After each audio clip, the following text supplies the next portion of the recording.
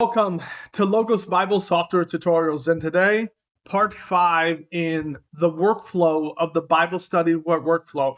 We are going to dive into summarizing. This video, I don't know, it may be longer because there's a lot of things I want to cover when it comes to summarizing a passage. Let's get at it.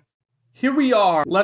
Part 5, where we're going to go down to our workflows, and we've already done this right here, the basic Bible study. And we're going to go into Luke 1:1-4, and it's going to populate exactly with what we've done thus far. So everything that we've going here, it's shared, saves it here. So we're going to minimize all this, and we're in 5. Now, when it comes to we are going to summarize the passage. I'm going to show you some tools that you have in Logos to help you to summarize. So, and with everything, it gives you an explanation of the desired outcome that you should have. Here's what I recommend. So although tools are going to help us, that we need to always do our own work. So the tools are there to help us. Let me minimize this out. So we're gonna close this out.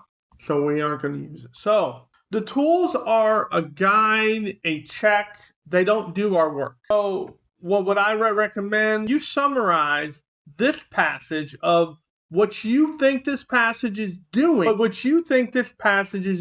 I want you to write it down right here. That is what you would put right here about your observations. Now, once you have your summary and once you've written everything down, what you're going to come now over here is into search. And it's very important that you click on all. So here what we're going to do, we're going to type summarize Luke 1:1-4. That is what we want. So when we come here, we click search and we're going to click on the synopsis. So once I have exactly what I want, I'm going to click on the synopsis right here. And it gives me what we see here is it kind of goes into a whole lot of things more than so. You have to be very specific here, and you have to type in the verse. So this is only going to summarize. It's only going to summarize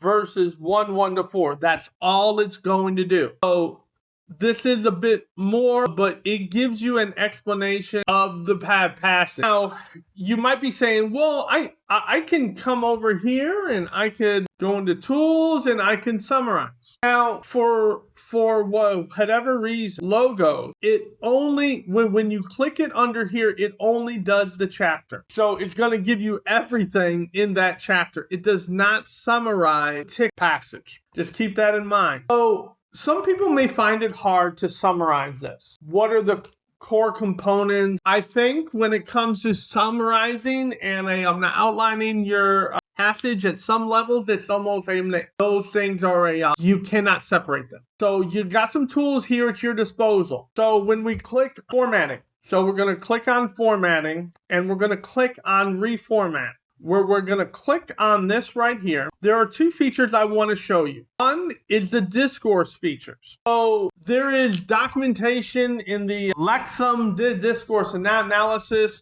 You would have to come into your library, Lexham Discourse, and you're looking for the documentation.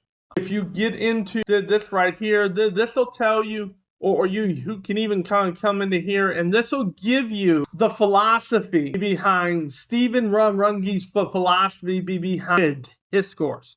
If you're going to use this, it's wise to understand where he's coming from and how to use this to the best of your ability. The other feature that you can use is the propositional outline. Now, what the propositional outline does, it breaks down your passage into various propositions, and that the indentation shows the hierarchy. So it sees, so in here, verses 1 and 2 are one unit. Verses 3 and 4 are one unit. This can help you to be able to break this down, to synthesize this in ways that are clear and concise. Now, I'll also mention that just because, as we say, there's two units, how I display those units into what the text is going to be offering is also another thing.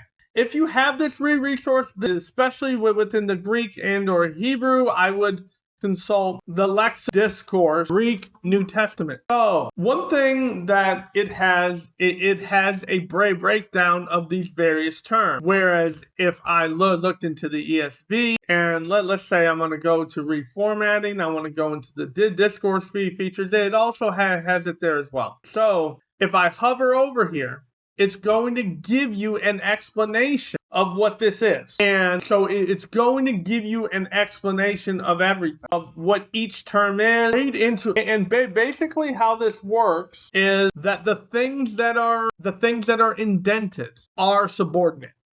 The things that are indented are subordinate.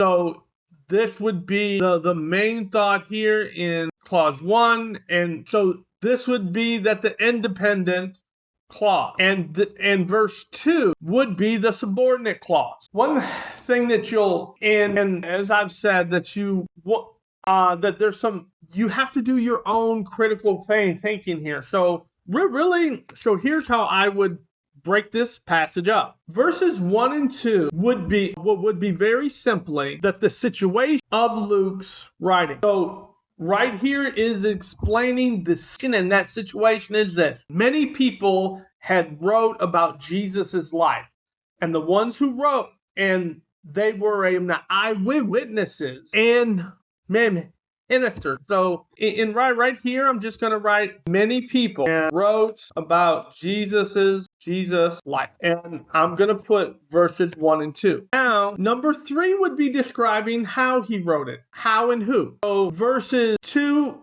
verses 3 is really talking about how he wrote it and to who. So Luke, after observing everything, wrote a detailed account for Theophilus. Now in verse 4, although verse 4 is a subpoint, it's you can, from the presentation perspective, Luke writes so that Theophilus would have certainty of the gospel. Now, this is really what we would call the background. I may include this into my message, but if I was to summarize this, I would just use points 2 and 3. Luke, after observing everything about Jesus' life, writes a detailed account for Theophilus, so he would be certain about the gospel. This is what we would have in our summary. Luke, after observing everything about Jesus' life, writes a detailed account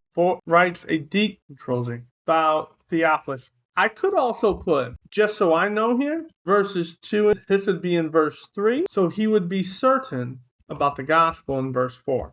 If I were teaching this, I might, in a textual introduction, I would talk about verse 1 and 2. But the main point is really in verses 3 and 4. Now, when I click this, I can open the notes, and I can, in my tags, I can tag this as Luke's observation, so that when I search it in here, it's all going to be in the observation. So as you see here is that, and if I were to click here, that would give me this is where, and it creates a note for you. I hope that was helpful. Hope that was encouraging. You have a wonderful day learning how to summarize your passage.